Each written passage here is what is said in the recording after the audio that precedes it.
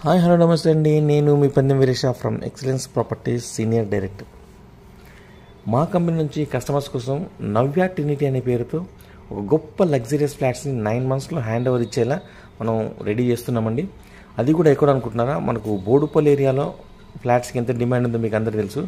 అలాంటి బోడుపల్లిలో డెకత్లానికి ఆపోజిట్లో 100 మీటర్ డిస్టెన్స్లోనే మనకి ఈ ఫ్లాట్స్ని రెడీ చేస్తున్నాము.